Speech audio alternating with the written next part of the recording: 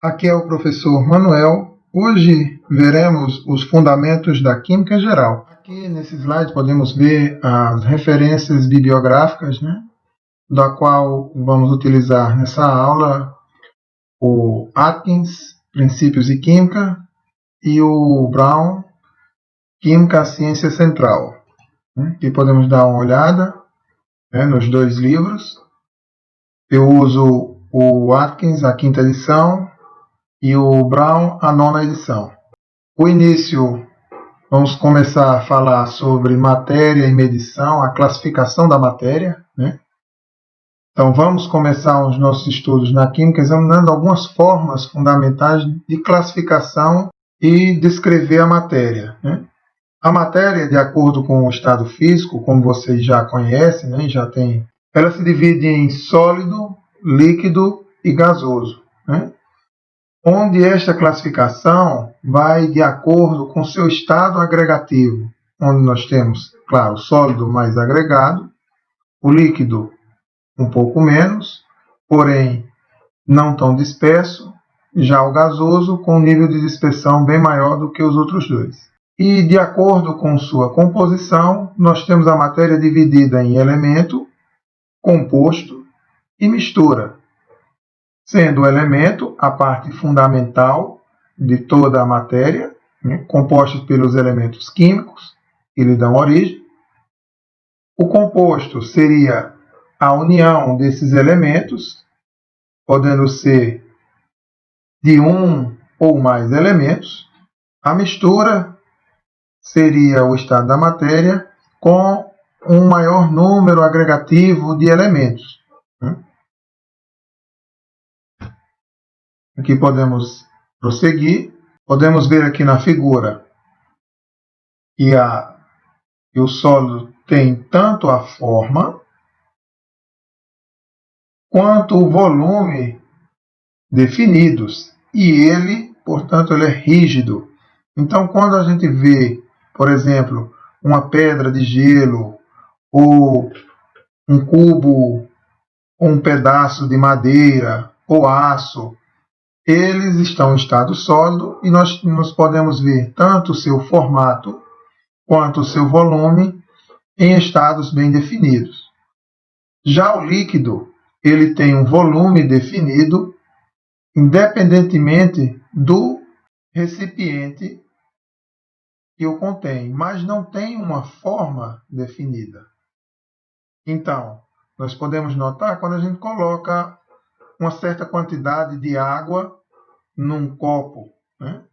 Se nós mudarmos o volume desse copo, não vai mudar o volume do líquido. Porém, ele vai se adequar à forma de como o copo está. Vamos supor um copo ele seja longo e outro mais achatado. Então, o líquido tem essa característica de conter a forma do recipiente em que ela contém, porém o seu volume é definido. Já o gás, também conhecido como vapor, não tem o volume nem a forma definida. Então, o gás ele não contém nem forma e nem volume definido. Já para a definição de elemento, os elementos, como foi dito anteriormente, não podem ser decompostos em substâncias mais simples, pois elas são os elementos químicos que a compõem. Compostos são constituídos de dois ou mais elementos, logo eles têm dois ou mais tipos de átomos. E misturas são combinações de dois ou mais substâncias ou compostos, como podemos ver aqui, nas quais cada uma mantém sua própria identidade química. Por exemplo, podemos dizer que uma mistura como água e óleo é uma mistura. Nós vamos ver que ela é uma mistura heterogênea. Quando colocamos água e açúcar ou água e sal, é uma mistura homogênea, mas não deixa de ser uma mistura de duas ou mais substâncias, a qual mantém sua própria identidade química. Prosseguindo, podemos fazer algumas perguntas no que diz respeito sobre a matéria. Né? É toda uniforme? Se não, é uma mistura heterogênea, como acabamos de dar o exemplo da água e do óleo. Se ela é uniforme, ela pode ser homogênea. Nós vamos ver mais adiante. Tem composição variável? Se sim, é uma mistura homogênea ou chamado de solução. Não tem composição variável, é uma substância pura. Pode ser separada em substâncias mais simples? Não. Então, logo, é um elemento. Se pode ser separada em substâncias mais simples, logo, é um composto.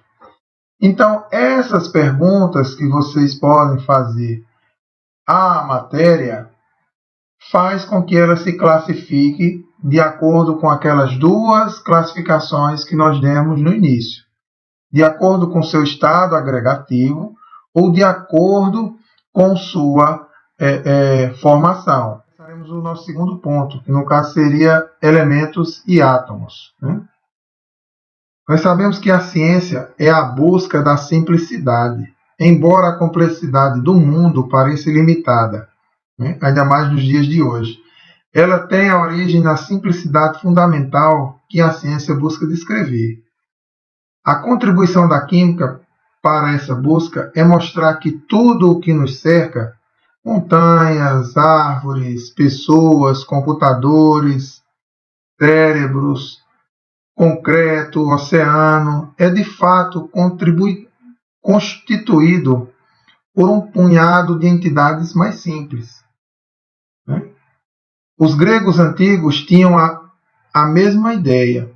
Eles pensavam que havia 4 elementos: terra, ar, fogo e água, e podiam produzir todas as outras substâncias quando combinadas nas proporções corretas.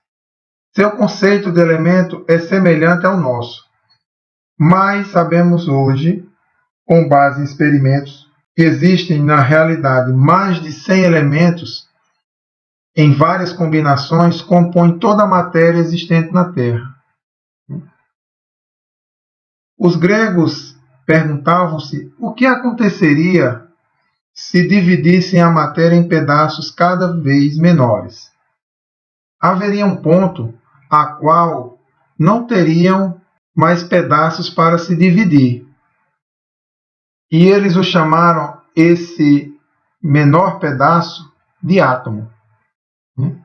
Com o decorrer do tempo, da história, do desenvolvimento da ciência, né, os primeiros argumentos convincentes apresentados foram em 1807 pelo professor da Escola Elementar e químico inglês John Dalton. Sua hipótese atômica se desenvolveu deste modo: todos os átomos de um dado elemento são idênticos. Então, quando nós falamos sobre os elementos como o oxigênio, como o hidrogênio, então são formados apenas por esses átomos. Né? Os átomos de elementos diferentes têm massas diferentes. Então, voltando ao exemplo, os elementos, no caso o oxigênio e o hidrogênio, têm massas completamente diferentes. Né? Então, foi uma boa proposição as duas primeiras proposições de John Dalton. A terceira, um composto utiliza uma combinação específica de átomos de mais de um elemento. E a quarta, em uma relação química, os átomos não são criados nem destruídos, porém trocam de parceiros para produzir novas substâncias. Essa quarta deu ênfase a uma outra teoria que iremos estudar mais adiante. Então, uma boa exemplificação desse postulado, no caso 3 e 4, temos o seguinte: carbono, formado apenas pelos elementos carbono, que pesam 12 gramas, mais oxigênio, que cada átomo de oxigênio pesa 16 gramas, então logo nós temos 32, vão se unir na formação de dióxido de carbono, a qual temos 16 mais 16, 32, mais 12, 44 gramas. E aqui nós podemos ver que combina direitinho com o postulado 3 e 4 de Dalton. Um composto utiliza uma combinação específica de átomos de mais de um elemento, no qual podemos ver aqui, e uma reação química, os átomos não são criados nem destruídos, porém trocam de parceiros. No caso aqui, só fizeram se juntar, né? Como elas têm umas proporções definidas, então fiz alguns questionamentos. Se dobrarmos a quantidade de carbono na equação, então aqui nós temos 2 átomos de carbono. O que aconteceria? Nós teremos 2 moléculas de dióxido de carbono. E aí, consequentemente, nós também duplicaríamos a quantidade de gás oxigênio. E antes era 2 e agora são 4. Então, nós duplicaríamos também a quantidade em gramas de dióxido de carbono formado nesta equação, né? Vou deixar para vocês me dizerem na próxima aula qual a quantidade de dióxido de carbono formado nessa equação, né? Aqui é o mesmo raciocínio, nesse segundo exemplo, onde nós temos gás hidrogênio com um átomo de oxigênio formando uma molécula de água.